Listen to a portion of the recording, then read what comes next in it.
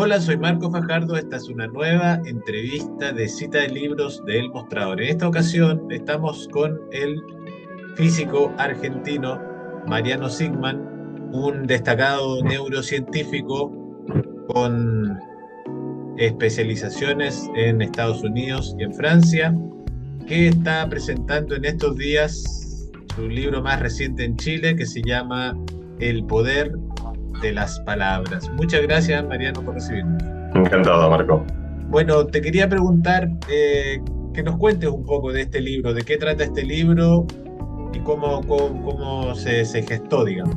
El libro parte de una premisa que es que todos tenemos mucha más oportunidad de cambiar cosas que pensamos que son muy difíciles de cambiar. Todos tenemos esta intuición de que de grandes es imposible aprender nuevos oficios o aprender música o nuevos lenguajes, pero que también es muy difícil cambiar hábitos de nuestra vida que están muy arraigados, como la persona que tiene mucho miedo, o la que se enfada demasiado, o la que es demasiado celosa, o la que suele como vivir con mucha ansiedad. Y en el libro, que en realidad empieza como, yo creo que cada uno de nosotros hace estas preguntas de cómo puedo hacer para cambiar estas cosas, cómo puedo hacer para mejorar estas cosas, cuál podría ser la manera en la que podría encontrar un camino para resolver cosas que nos interpelan mucho. Y yo yo tengo estas preguntas también como cualquier otra persona, y un poco en una búsqueda que fue una búsqueda personal, pero que también siempre estuvo teñida de ciencia o teñida de investigación. Yo fui a buscar a la ciencia respuestas para estas preguntas, que son preguntas que de alguna manera nos hemos hecho siempre, que nos hacemos todos, que tiene que ver con de alguna manera hacer un poco mejor nuestra vida cotidiana. Esta fue la razón de ser del libro. Fueron varios años de investigación propia, de investigación que he hecho yo, de lectura y también en muchos casos de investigación donde yo he sido como parte de experimentos de cosas que de alguna manera terminaron formando parte del libro. Ahora, por lo que yo entiendo, lo que tú dices un poco en el libro es que nuestro cerebro es mucho más maleable de lo que uno cree. Sí, así es. Eso es algo que la ciencia nos ha demostrado muy contundentemente. Si uno tiene la idea de que el cerebro pierde plasticidad a medida que pasa el tiempo y que por ende perdemos capacidad de aprendizaje. Esto no es cierto a medida a medida que pasa el tiempo. Hay mucha gente que lo ha estudiado y si uno tiene suficiente motivación y suficiente empeño y suficiente necesidad para aprender algo, entonces podemos hacerlo durante todo el curso de vida, más o menos de la misma manera. Hay ciertas cosas que efectivamente son más difíciles de aprender de grandes, pero al revés hay ciertas cosas que son más difíciles de aprender de pequeños. Y creo que hemos olvidado el esfuerzo descomunal que hicimos cuando éramos niños para aprender, pero no solo para aprender, matemática, historia, los asuntos del colegio, también para aprender qué le hace reír a los otros, qué enfada a los otros, cómo funciona el tráfico, cómo funciona la cortesía, cómo piensan los demás, cómo organizar nuestra memoria. Ni que hablar de cómo caminar, mantener el equilibrio, es decir, toda una cantidad de cosas que forman parte de nuestra vida elemental, digamos, aquella vida en la cual nos hemos acomodado. Y en medio de ese camino, nosotros mismos vamos como delimitando aquellas cosas que pensamos que podemos hacer y que no podemos hacer. Y entonces todo el mundo en algún momento crea frases del tipo yo no sirvo para la música, o yo no sirvo para la matemática, o yo soy demasiado miedoso para estas cosas, o yo no puedo hacer esto porque me enfado demasiado. Es decir, como si fuese inevitable el que hay ciertos lugares de la vida en los cuales nos hemos estancado. Y el libro justamente muestra que tenemos mucho más rango de cambiar que el que pensamos y que el punto de partida, es decir, no es que con eso se resuelva, pero el punto de partida es esencialmente el demoler esas creencias. Es decir, si uno mismo crea el estigma de decir que algo es imposible, entonces río abajo de eso no haremos nada para cambiar esa creencia o esa sentencia que ya hemos establecido. Para precisar esto mejor, yo no digo, y esto es muy importante, no es que digo que baste con desear algo para que eso suceda, con quererlo. Es decir, hay mil ejemplos obvios de esto. Es decir, yo puedo querer volar todo lo que quiera y no lo lograré, o puedo querer correr los 100 metros en 7 segundos y no lo lograré, o quiero poder tocar, no sé, el piano como Marta Argerich, la gran pianista, y tampoco lo lograré. Pero lo que sí es cierto es que si quiero mejorar un poco como toco el piano para poder compartirlo con mis amigos y mis hijos, o si quiero mejorar mi capacidad del deporte para salir a correr con amigos o estar más sano, o si quiero mejorar un poco mi predisposición a enfadarme o a ponerme nervioso para tener una mejor convivencia con mi entorno inmediato, lo podría hacer, o que si quiero cambiar hábitos que parecen incambiables, todas esas cosas las podemos hacer. Entonces, no es cierto que basta desear algo con quererlo, pero sí es cierto que si nos convencemos de que no podemos hacer algo, entonces sin duda no podremos hacerlo. Mariano, ¿por qué nosotros nos programamos o nos imponemos ese yo no puedo hacer esto o yo no puedo hacer aquello? ¿A qué se debe esa Tiene dos disposición? razones de ser. La primera es que el cerebro, por un tema evolutivo en realidad, tiene que sacar conclusiones muy rápidas. Eso, pero sobre todo, ¿no? O sea, no sobre nosotros mismos, sino sobre las cosas, sobre la gente. O sea, tú ves una persona y en medio segundo ya crees que sabes de esa persona una cantidad innumerable de cosas. Si es una persona confiable o no confiable, si es divertida, si la contratarías para trabajar o no, si te parece que sería un buen amigo o una buena amiga. Y en realidad no sabemos nada de esa persona, es toda una ilusión. Pero el cerebro tiene que tratar de sacar rápido conclusiones con los pocos datos que tiene, porque muchas veces estamos obligados a decidir rápido. Puede ser que al rato te digan, mira, ¿quieres ir para ahí o no? Y tienes que, con lo poco que sabes, tomar la mejor decisión. Entonces el cerebro ha evolucionado para sacar conclusiones, entre comillas, razonables o sensatas o aproximadas, que forman parte de lo que nosotros reconocemos como la intuición, que no son precisas, pero es como lo mejor que se puede hacer con lo poco que uno sabe.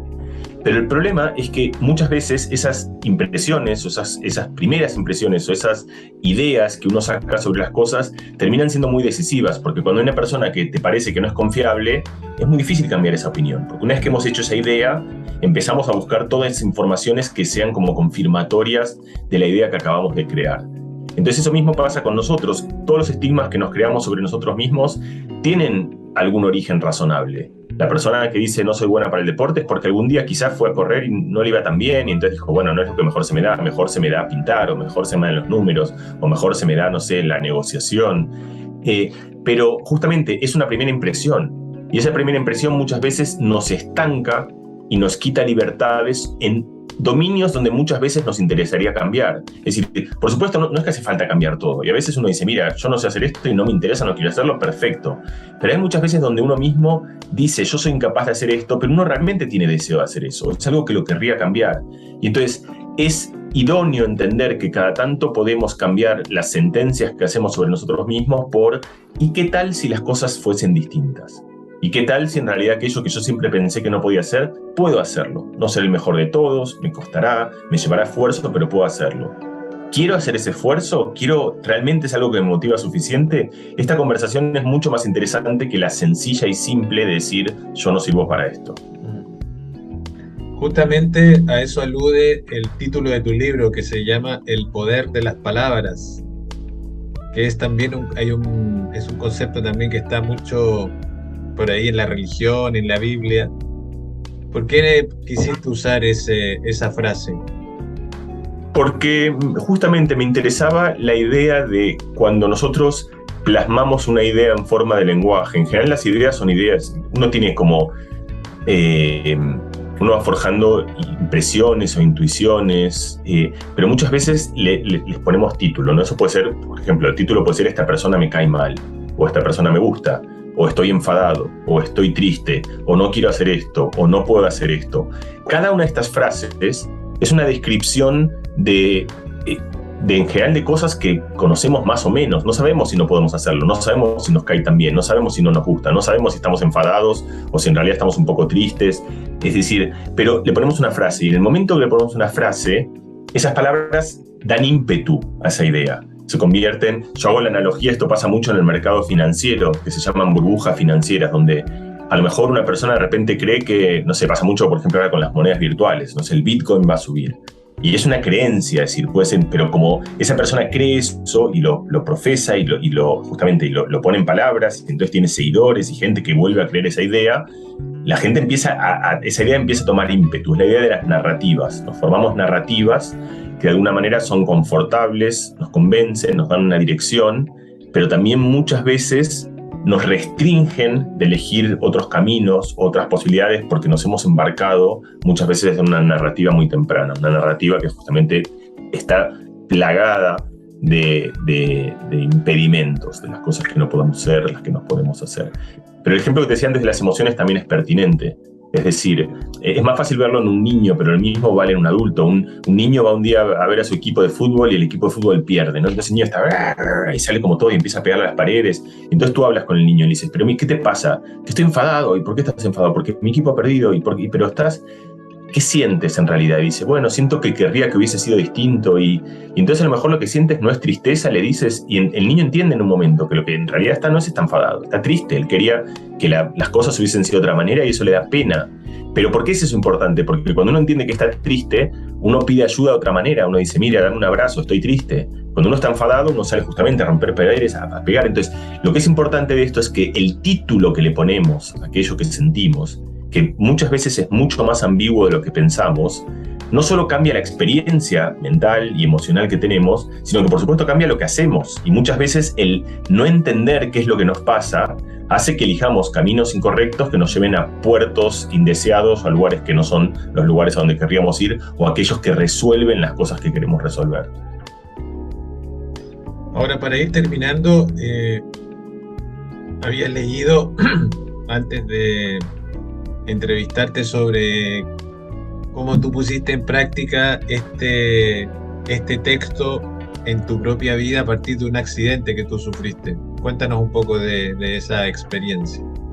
Sí, como yo te contaba, en el libro es un libro donde yo me mojo más. Yo soy un científico y los científicos tendemos a tomar cierta distancia. Yo aquí estoy como un poco expuesto en este libro porque justamente es como que no lo predico de un lugar del que sabe, digamos, todas las respuestas para esto, sino al revés, alguien que tiene las mismas búsquedas que los que yo entiendo son todos los lectores y toda la gente a la cual yo me dirijo.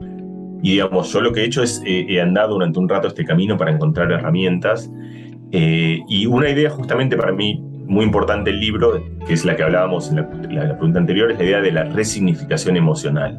La idea de que cuando nos pasa algo, por supuesto hay cosas buenas, hay cosas malas, yo no estoy diciendo que todo sea relativo, pero tenemos mucho margen para darles narrativas distintas a las cosas. Entonces una persona que va a saltar desde un trampolín puede concentrarse en la altura y tener miedo, o puede al revés, puede saber que mucha gente ha saltado antes y que está bien y sentir felicidad y sentir vértigo. Y de hecho uno ve dos niños, un niño o un adulto, entra, uno está lleno de entusiasmo y el otro está lleno de miedo. Y es exactamente la misma situación a la cual cada una de esas dos personas le ha dado otra narrativa. Entonces tenemos ese margen. Este es un ejemplo que parece muy único, pero no lo es. Siempre tenemos mucha posibilidad. Cada vez que nos pasa algo en la vida, tenemos una oportunidad de pensarla como qué mala suerte, o qué suerte, o qué tonto que he sido, o menos mal que vi esto. Es decir, siempre podemos elegir dónde poner el foco mental, y la idea es que ese foco mental cambia cómo vivimos las cosas y también cómo nos vinculamos con los demás. A mí me tocó efectivamente, yo terminé de escribir el libro más o menos en abril.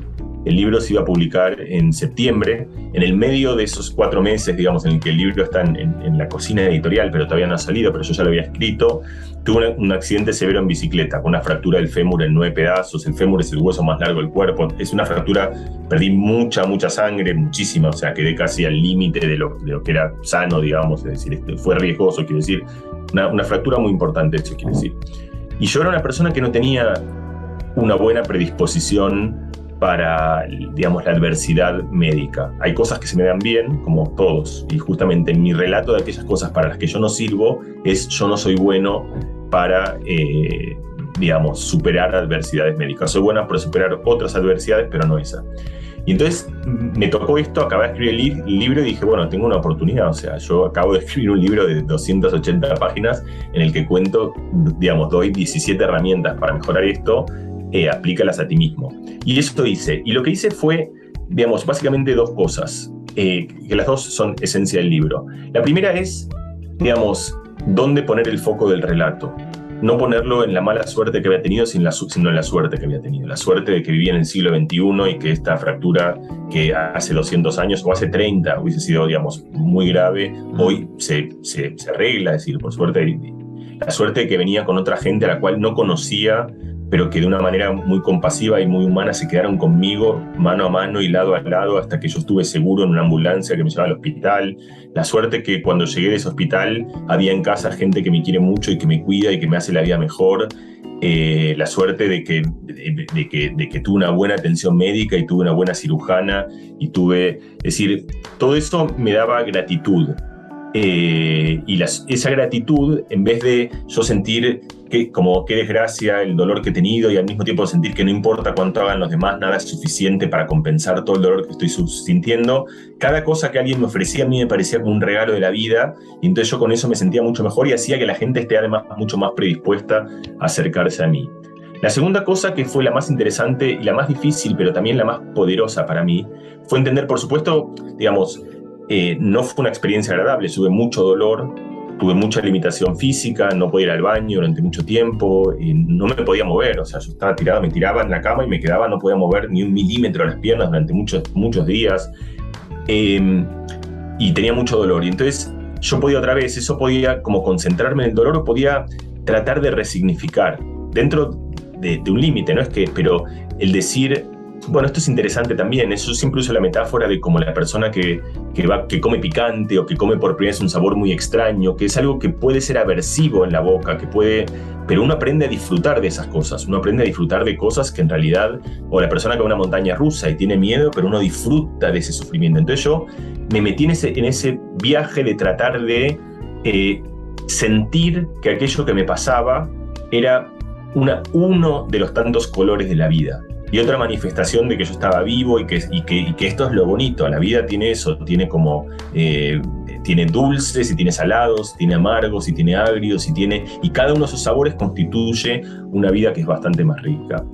Y lo cierto es que con esas dos herramientas, a mí, digamos, yo terminé como muy conmovido con esto, porque una vez yo lo cuento en el libro, digamos, yo cuento con mucha confianza lo que cuento, porque justamente está basado en mucha ciencia, mucha gente que le ha pasado estas cosas, y mucha gente que ha estudiado cuáles son las mejores maneras de responder a estas cosas, y hay un montón de datos, y un montón de estadística, y un montón de ciencia que muestra que estas ideas funcionan. Pero al final, plasmarlo en primera persona y ver que algo que hubiese sido una experiencia, unos meses malísimos de mi vida, terminaron siendo unos meses que yo no diría, definitivamente no fueron los más placenteros ni los más agradables, pero fueron interesantes. Y yo diría que los disfruté, que fue un viaje interesante en mi vida, no uno que me voy a acordar como una suerte de desgracia, sino como una de las tantas variantes y colores y matices que nos ha tocado experimentar y que dan cierto color a la vida. Por supuesto, estas cosas tienen límites, hay desafíos mucho más difíciles. Yo tampoco abogo otra vez porque uno simplemente pueda mover el interruptor y disfrutar de cualquier cosa que nos ocurra, aunque sea malísima. Es decir, pero una vez más, la idea es que tenemos mucho más rango de manejar estos interruptores de nuestra vida emocional de lo que presuponemos. Y a mí me tocó vivirlo, como me preguntabas, en primera persona, ni bien escribí el libro. Bueno, Mariano, te agradezco mucho por tu tiempo y te deseo mucho éxito con este y con tus futuros libros. Muchísimas gracias.